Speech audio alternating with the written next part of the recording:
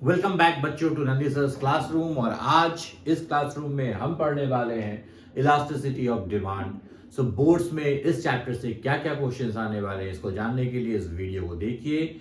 और अगर अभी तक चैनल को सब्सक्राइब नहीं किया है तो मैं आपको बता दूं कि एक 60 डेज रिवीजन कोर्स हम लोग चला रहे हैं जो आपके लिए बहुत ही फ्रूटफुल है और आप इसको देख के पा सकते हैं 90+% इन योर बोर्ड्स 2026। तो प्लीज चैनल को सब्सक्राइब कर लीजिए और हर एक वीडियो को फॉलो करिए। शुरू करते हैं आज की video elasticity of demand. Elasticity of demand में सबसे पहले हम बात करेंगे डेफिनेशन की, और ये डेफिनेशन 3 लाइन की डेफिनेशन मैं आपको बताऊंगा। इसको यूज करके आप price elasticity of demand, income elasticity of demand and cross elasticity of demand तीनों की डेफिनेशंस को लिख सकते हैं अगर आप एक डेफिनेशन याद कर लेते हैं तो क्या है ये definition? Elasticity of demand is the relative responsiveness. मैं फ्रेजेस लिखूंगा, रिलेटिव रेस्पॉन्सिवनेस। किसकी relative responsiveness? In quantity demanded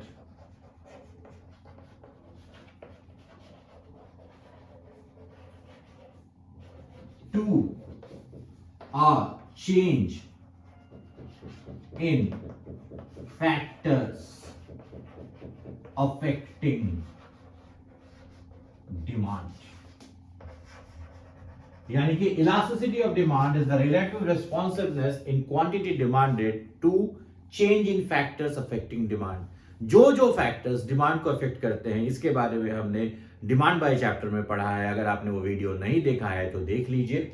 तो relative responsiveness in the quantity demanded to a change in factors affecting demand, यानी कि जो फैक्टर्स डिमांड को affect करते हैं अगर उसमें कोई चेंज आता है तो क्वांटिटी डिमांडेड में कितना चेंज आता है, इसी को हम बोलते हैं इलास्टिसिटी ऑफ डिमांड। ये तो इलास्टिसिटी की डेफिनेशन हो गई।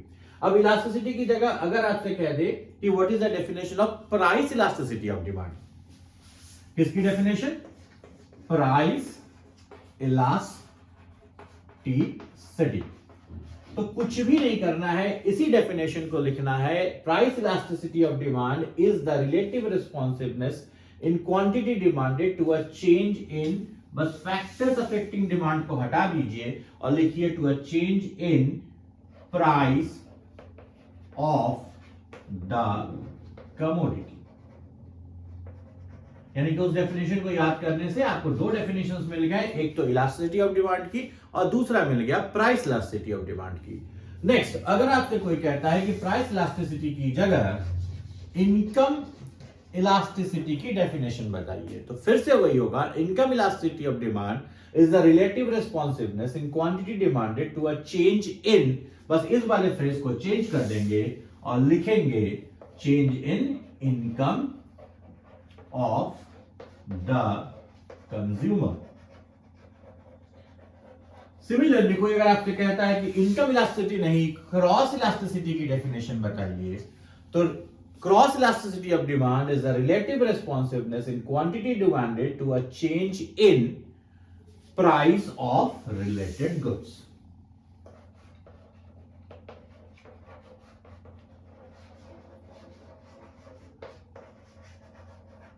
तो सारी डेफिनेशंस इस एक डेफिनेशन से निकाल के आप लिख सकते हैं। सिर्फ और सिर्फ क्या करना है, ये लास्ट वाला फ्रेज आपको चेंज कर देना है।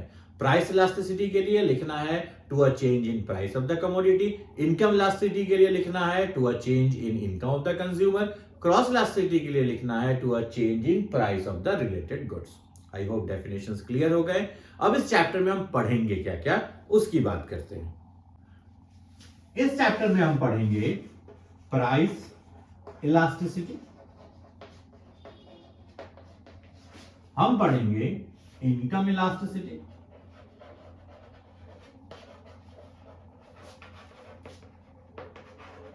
और हम पढ़ेंगे क्रॉस इलास्टिसिटी। ये तीन हमारे ब्रॉड चीजें हैं जिनको हमें पढ़ना है, यानी ब्रॉड पार्ट्स है जिन्हें हमें पढ़ना है। और प्राइस इलास्टिसिटी में ही हम सारी पढ़ाई करेंगे। लाइक हम पढ़ेंगे types of price elasticity, like हम पढ़ेंगे factors affecting price elasticity, like हम पढ़ेंगे कि importance of price elasticity,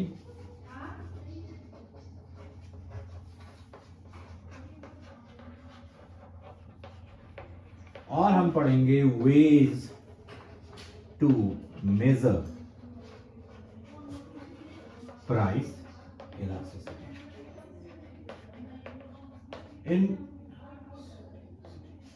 income elasticity और क्रॉस इलास्टिसिटी में हमारी जो पढ़ाई है वो सिर्फ डेफिनेशन तक और उसके टाइप्स तक ही सीमित रहेगा। तो बेसिकली हमारी जो टोटल पढ़ाई है इस चैप्टर में वो ज्यादातर है किसके बारे में, प्राइस इलास्टिसिटी के बारे में। तो आइए शुरू करते हैं प्राइस इलास्टिसिटी वाला पार्ट। सबसे पहले हम पढ़ने वाले हैं types of price elasticity of demand. तो प्राइस इलास्टिसिटी 5 तरह की होती है। क्या क्या? फर्स्ट पार्ट है परफेक्टली इलास्टिक, सेकेंड है परफेक्टली इनइलास्टिक, थर्ड है इलास्टिक, फोर्थ है इनइलास्टिक एंड फिफ्थ मैं यहां लिख देता हूं that is unitary elastic.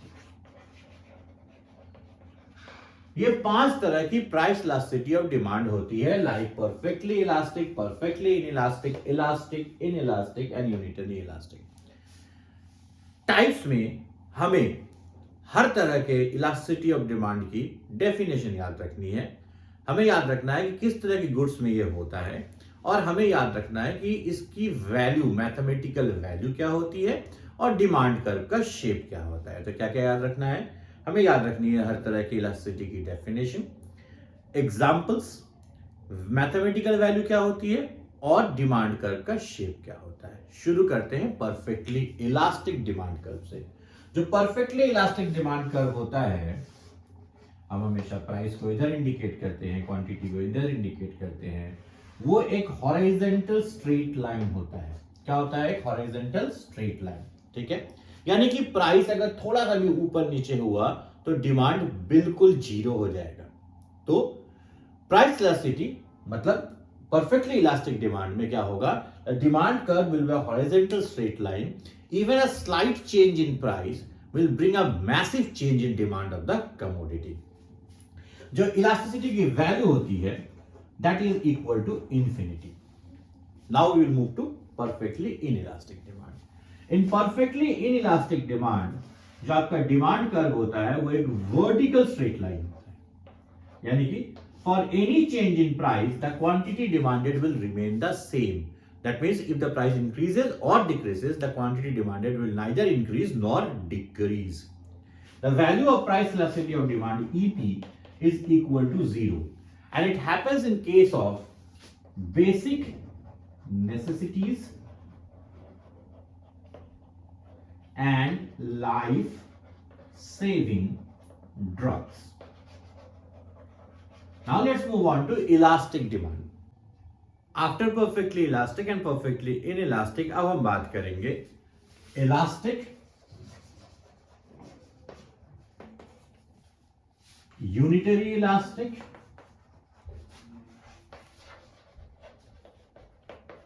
and inelastic demand की।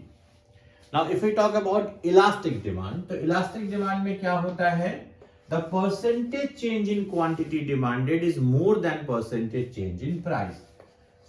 If हम ड्रॉ करते हैं, suppose this is P and this is Q, तो प्राइस में अगर थोड़ा सा चेंज आता है, क्वांटिटी डिमांडेड में आप देखिए विजिबली बहुत बड़ा चेंज है, and that means the percentage change in quantity demanded is more than percentage change in price, और जो डिमांड कर्व होगा that will be a flat demand curve. It happens in case of luxuries, और यहां पे value of price elasticity is greater than 1।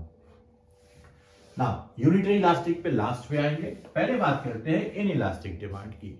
Elastic demand का just opposite है in elastic demand, यानी कि the percentage change in quantity demanded will be less than percentage change in price. तो price का change, फिर से हम लेते हैं एक एग्जांपल, ये प्राइस है, ये क्यू है, एंड प्राइस का चेंज यहां बड़ा होगा एंड क्वांटिटी डिमांडेड का चेंज छोटा होगा. You can see the change in price is more than change in quantity demanded and hence your curve, demand curve will be a steep one. It happens in case of necessities and इसकी जो value होती है elasticity of price की, that is less than 1. तो elastic हो गया, in elastic हो गया. अब बात करते हैं यूनिटरी इलास्टिक की. यूनिटरी इलास्टिक में the percentage change in quantity demanded will be equal to percentage change in price. And इसका जो कर्व होगा वो होगा एक रेक्टेंगुलर हाइपरबोला, और इसके नीचे जितने भी रेक्टेंगल्स बनेंगे उन सब की एरिया सेम होगी, यानी कि परसेंटेज चेंज इन प्राइस जो है परसेंटेज चेंज इन क्वांटिटी के इक्वल होगा. Elasticity of price की value will be equal to 1. So this was all about types of price elasticity of demand: perfectly elastic, perfectly inelastic, elastic, unitary elastic and inelastic. क्या याद रखना है? Definition. क्या याद रखना है? Mathematical value. क्या याद रखना है? Shape और examples. अब हम बात करेंगे methods to measure price elasticity of demand. Methods to measure price elasticity. Basically price elasticity को मेजर करने के 3 मेथड्स हैं. परसेंटेज मेथड, जिसको हम लोग प्रोपोर्शनेट मेथड भी कहते हैं. दूसरा है आपका एक्सपेंडिचर मेथड एंड तीसरा है ज्योमेट्रिक मेथड या पॉइंट मेथड. पहले हम लोग डिस्कशन शुरू करेंगे परसेंटेज मेथड से. परसेंटेज मेथड ये जो मेथड है इस पे सबसे ज्यादा न्यूमेरिकल्स भी पूछे जाते हैं. परसेंटेज मेथड न्यूमेरिकल्स पूछे जाते हैं. तो परसेंटेज मेथड क्या है? परसेंटेज मेथड का जो फॉर्मूला है, it is the ratio of percentage change in quantity demanded divided by percentage change in price. It's ratio of percentage change in quantity demanded and percentage change in price. Formula क्या होगा?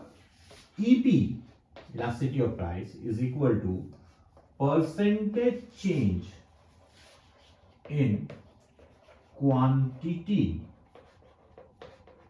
demanded upon percentage change in price. अब formula क्या होगा? Percentage change in quantity demanded. Change in quantity को delta Q लिखते हैं, previous quantity को Q लिखते हैं, इनटू 100 करेंगे तो ये परसेंटेज में चेंज हो जाएगा. Upon similarly change in price is delta P upon original price is P, into 100 करेंगे तो ये भी चेंज हो जाएगा परसेंटेज में. This is the formula for percentage method. अब यहां से आप 100 एंड 100 कैंसिल आउट कर सकते हैं, और जैसे ही 100 एंड 100 कैंसिल आउट होता है ये परसेंटेज चेंज हो जाता है प्रोपोर्शन में. इसी कारण से मैंने बताया था कि इसको प्रोपोर्शनेट मेथड भी कहते हैं. तो अल्टीमेटली आपका फॉर्मूला होगा वो होगा delta Q by delta P into P by Q. इस फॉर्मूले पे बेस करके आप न्यूमेरिकल सॉल्व कर सकते हैं. इसके कुछ न्यूमेरिकल्स के बारे में भी हम लोग डिस्कशन करेंगे, बट फिलहाल नहीं, नेक्स्ट वीडियो में, यानी कि इस चैप्टर के सेकेंड पार्ट में. तो परसेंटेज मेथड अगर आपको क्लियर हो गया हो तो let us move on to the next method and which is known as expenditure method. अब हम बात करते हैं एक्सपेंडिचर मेथड की, और अगर इस फिगर को आप समझ लेंगे तो एक्सपेंडिचर मेथड पूरी तरीके से क्लियर हो जाएगा. इस ग्राफ में हमने ऑन द वर्टिकल एक्सिस क्या प्लॉट किया है? Price. And on the horizontal axis हमने प्लॉट किया है एक्सपेंडिचर. प्राइस के साथ एक्सपेंडिचर का रिलेशन चेक करना है, प्राइस के साथ क्वांटिटी डिमांडेड का रिलेशन चेक नहीं करना है. अब यहां पे जो डिमांड कर्व है इसके 3 हिस्से हैं. पहला ये येलो वाला पार्ट ए बी, दूसरा ये ब्लू वाला पार्ट बी सी एंड तीसरा ये ऑरेंज वाला पार्ट डी सी. अब इन तीनों हिस्सों में 3 अलग अलग तरह की चेंजेस देखने को मिलेंगी आपको. फर्स्ट हिस्सा, जो पहला हिस्सा है, आप देख सकते हैं if there is a fall in price from P1 to P2 your expenditure increases from E1 to E2. I hope it is clear. Second वाले हिस्सा यानी कि BC में आप देखिए if there is a fall in price from P3 to P4, P3 to P4, the expenditure remains the same. E3 is equal to E4. Expenditure में कोई change नहीं आया. एंड नेक्स्ट हिस्सा CD, इसमें देखेंगे if there is a fall in price from P5 to P6, P5 to P6, the expenditure also decreases from E5 to E6। यानी कि ये जो पहला हिस्सा है ए बी, इसमें price and expenditure are inversely related. If price increases, expenditure decreases and vice versa. In this part, a change in price will not affect the expenditure, and in this part, price and expenditure are directly related. A fall in price reduces the expenditure. अब अगर हम पहले part की बात करें यानी A B की बात करें, आप देखिए fall in price increases the expenditure, यानी कि जैसे ही प्राइस में फॉल हुआ लोगों ने बहुत ज्यादा खरीदना शुरू कर दिया in comparison to a change in price. जो खरीदने की टेंडेंसी है वो बहुत ज्यादा बढ़ गया, इस कारण से एक्सपेंडिचर बढ़ गया। प्राइस फॉल होने के कारण तो एक्सपेंडिचर कम होना चाहिए था, बट एक्सपेंडिचर बढ़ गया।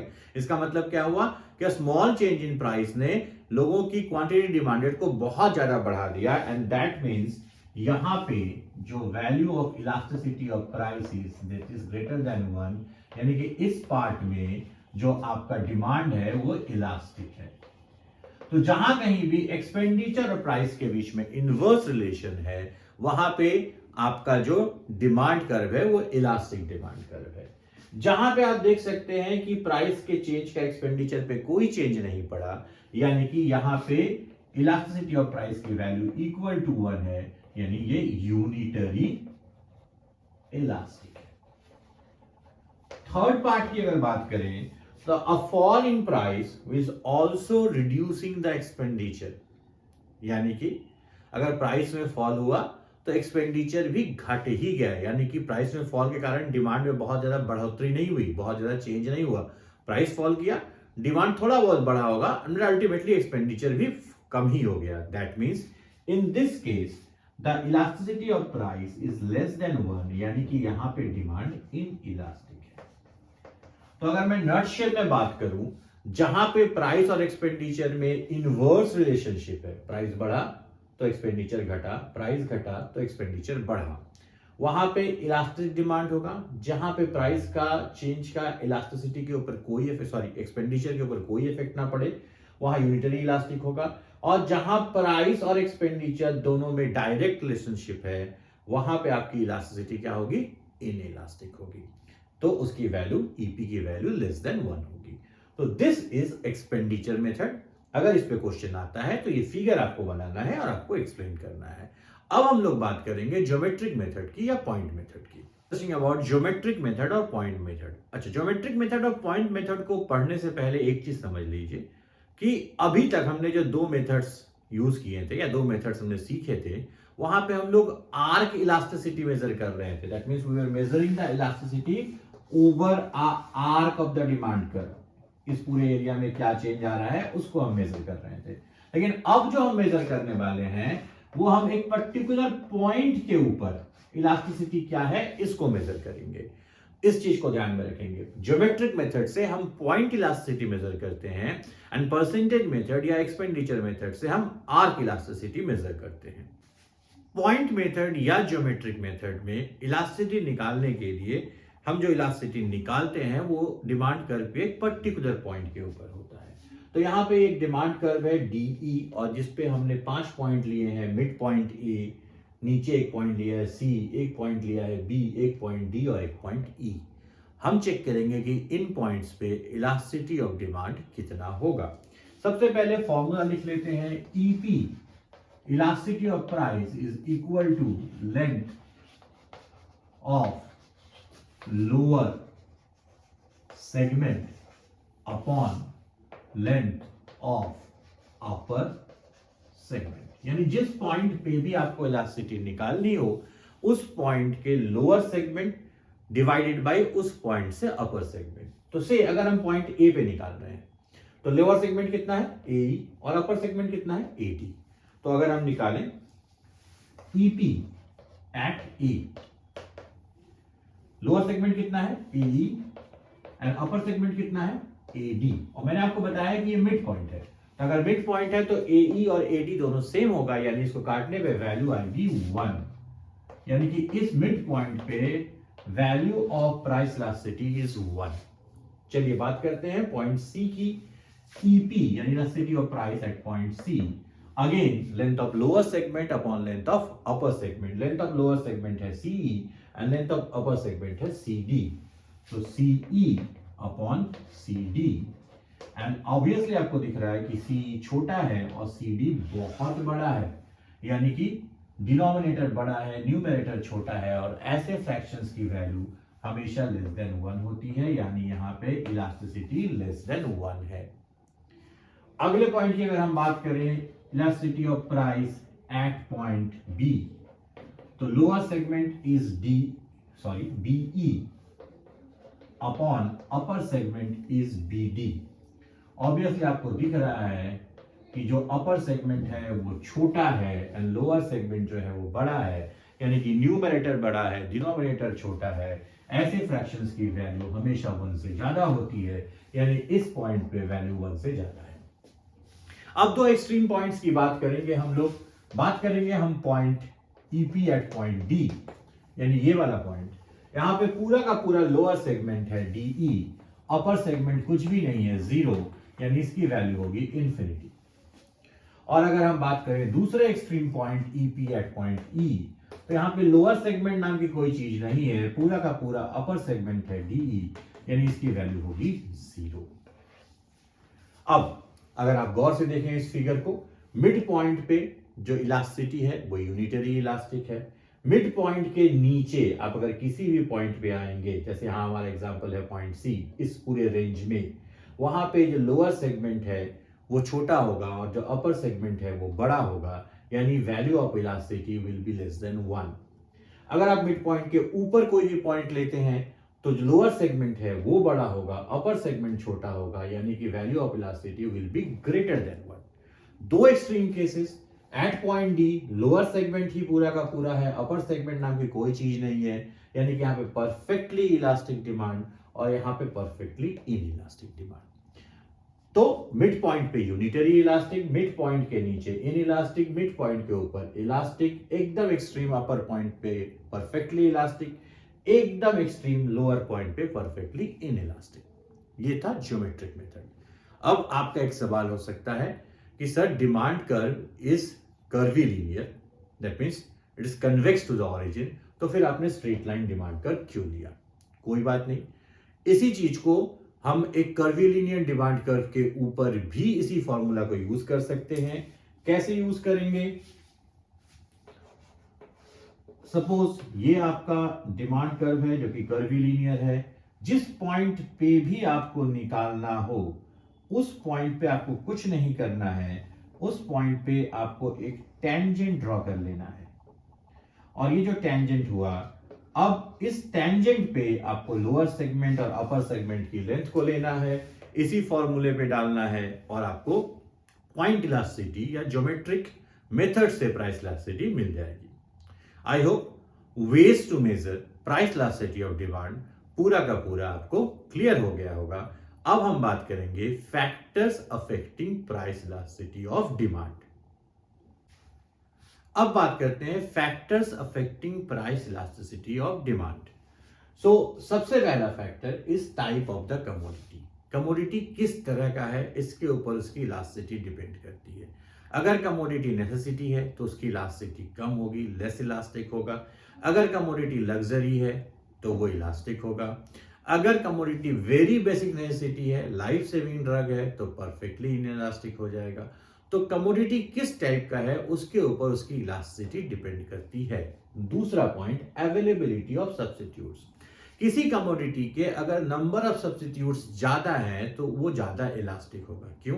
क्योंकि जैसे ही उसकी प्राइस बढ़ेगी तुरंत आप उस कमोडिटी को छोड़ के उसके सब्स्टिट्यूट पे शिफ्ट हो जाएंगे, या जैसे ही उसकी प्राइस घटेगी आप उसकी सब्स्टिट्यूट्स को यूज करना बंद कर देंगे और उस कमोडिटी की यूजेस जो है वो बहुत ज्यादा बढ़ जाएगी। यानी कि किसी की अगर नंबर ऑफ सब्स्टिट्यूट्स ज्यादा है तो वो ज्यादा इलास्टिक होगा, अगर नंबर ऑफ सब्स्टिट्यूट्स कम है तो कम इलास्टिक होगा। The next point is proportion of income spend. आप उस कमोडिटी के ऊपर अपने इनकम का कितना स्पेंड करते हैं, कितना प्रोपोर्शन स्पेंड करते हैं, इस पे भी उस कमोडिटी की इलास्टिसिटी डिपेंड करेगी। लाइक अगर किसी की सैलरी 50,000 रुपीज है, मैं एक एग्जांपल बता रहा हूं आपको, और वो अपने रूम रेंट पे से 15,000 रुपए खर्च करता है, तो अगर उस रूम रेंट पे 10% का भी इंक्रीज होता है तो 1500 रुपए का इंक्रीज होता है, तो वो पर्सन डेफिनेटली सोचेगा कि इस रूम को यूज करना है या किसी दूसरे रूम में शिफ्ट करना है, because proportion of income spent ज्यादा है, इलास्टिसिटी भी ज्यादा होगी। लेकिन वहीं पे 50,000 रुपए वाले इंसान का अगर कोई एक ऐसी कमोडिटी है, से महीने में वो 2 केजी दाल खरीदता है, यानी ओवरऑल उसके 300 या 400 रुपए खर्च होते हैं, तो अगर उस पर 10% का चेंज आया भी तो चेंज कितने का होगा, 30 रुपए या 40 रुपए का। तो हार्डली वो सोचेगा कि दाल की प्राइस में चेंज के कारण दाल की क्वांटिटी में कोई चेंज आए या ना आए। यानी कि अगर प्रोपोर्शन ऑफ इनकम स्पेंट ज्यादा है तो इलास्टिसिटी ज्यादा होगी, अगर प्रोपोर्शन ऑफ इनकम स्पेंट कम है तो इलास्टिसिटी कम होगा। Next is number of uses. एक कमोडिटी की कितनी यूजेस हैं उसके ऊपर भी उसकी इलास्टिसिटी डिपेंड करती है। जिस कमोडिटी की यूजेस ज्यादा होगी उसकी इलास्टिसिटी भी ज्यादा होगी। जैसे ही प्राइस बढ़ेगा आप अनइंपॉर्टेंट यूजेस को कम कर देंगे, और अगर उसकी नंबर ऑफ यूजेस कम है तो उसकी इलास्टिसिटी भी कम होगी। ये तो 4 मोस्ट इंपॉर्टेंट पॉइंट्स हैं। इसके अलावा 1-2 पॉइंट्स की बात हम लोग और कर सकते हैं। लाइक अगर कोई कमोडिटी आपके हैबिट में है, उसको कंज्यूम करना आपके हैबिट में है, तो उसकी इलास्टिसिटी कम होगी। अगर आप हैबिचुअल है तो उस कमोडिटी की इलास्टिसिटी कम होगी। टाइम पीरियड के ऊपर भी इलास्टिसिटी डिपेंड करता है। अगर किसी चीज के कंजम्पशन को आप पोस्टपोन कर सकते हैं, मतलब चलो आज नहीं 2 दिन बाद खरीद सकते हैं, प्राइस घट जाएगा तब खरीद सकते हैं, तो उसकी इलास्टिसिटी ज्यादा होगी। लेकिन ऐसी कमोडिटीज जिसके यूज को आप पोस्टपोन नहीं कर सकते हैं, आपको तुरंत यूज करना है, तो वहां पे इलास्टिसिटी क्या होगी, कम होगी। तो ये मेन पॉइंट्स हैं that effects price elasticity of demand. 4 points आपको अच्छी तरीके से याद कर लेने हैं, क्योंकि ये क्वेश्चन एक इंपॉर्टेंट 4 मार्कर क्वेश्चन हो सकता है। होपफुली आज जो पढ़ाया गया है वो आपको जरूर समझ में आया होगा।